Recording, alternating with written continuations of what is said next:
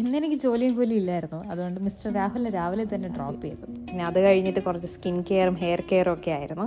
ഒരു എഗ് മാസ്കും ഒരു പപ്പായ ഫേസ് മാസ്കും ഒക്കെ ഇട്ടൊന്ന് റെഡിയായി ഒരു കുളിയൊക്കെ പാസ്സാക്കി.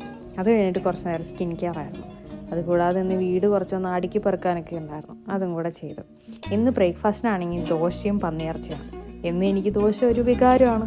ഇന്ന് പാർക്കിംഗ് സ്പേസ് ക്ലീൻ ചെയ്യാൻ വരുന്നതുകൊണ്ട് കാറും എടുത്തിട്ട് കുറച്ച് നേരം പുറത്തോട്ടുണ്ടായിരുന്നു.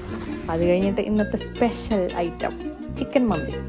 അതിനുവേണ്ടി കുരുമുളക്, ജീരകം, മല്ലി, മുളക്, ഇഞ്ചി, വെളുത്തുള്ളി എല്ലാം കൂടെ പേസ്റ്റാക്കി ചിക്കനിൽ പുരട്ടി ഒരു അരമണിക്കൂർ റെസ്റ്റ് ചെയ്യാൻ വെച്ചു. അതുപോലെ അരിയും വെള്ളത്തിലിട്ട് വെച്ചു. 30 മിനിറ്റ്സിന് ശേഷം റെസ്റ്റ് ചെയ്യാൻ വെച്ച ചിക്കനിലേക്ക് ക്യാപ്സിക്കവും ഉള്ളിയും ചേർത്ത് അടച്ചു വെച്ച് വേവിച്ചു. അരി വേവിച്ചെടുക്കാനായി കുരുമുളക്, ഗ്രാമ്പു, ഏലക്കായ്, പട്ട, ബേ ലീഫ്, മാഗിയുടെ ചിക്കൻ സ്റ്റോക്ക് ക്യൂബും ഇട്ട് അരി വേവിക്കാനൊരു 10-15 മിനിറ്റ്. വെന്ത ചിക്കൻ മറിച്ചിട്ട് കൊടുക്കണം.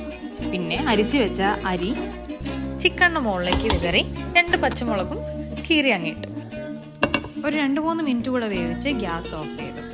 അപ്പോഴത്തേക്കും രാഹുലിനെ വിളിക്കാൻ പോകാൻ സമയമായി. പിന്നെ ഡൗൺ ടൗണിലാണെങ്കിൽ ഒരു ക്രിസ്മസ് റാലി നടക്കുന്നത്. കൃത്യസമയം അവിടെ പെട്ടുന്നത് മാത്രമല്ല, ക്ലച്ചം താങ്ങി ഒരു 3-4 കിലോമീറ്റർ അവരുടെ പുറകെ പോകേണ്ടതായിട്ട് വന്നു.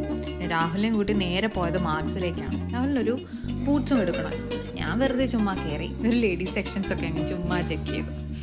അതെങ്ങനെ ഒന്നും വാങ്ങിക്കാതെ തിരിച്ചു വരുന്നതല്ലേ. പിന്നെ വീട്ടിൽ ചെന്ന് മന്തി പൊട്ടിച്ചു. ഞാനിത് ആദ്യമായിട്ടാണ് മന്തി ഉണ്ടാക്കുന്നതും മന്തി കഴിക്കുന്നതും. പക്ഷെ ഒരു രക്ഷയില്ലായിരുന്നു. നല്ല കീടിലും മന്തി.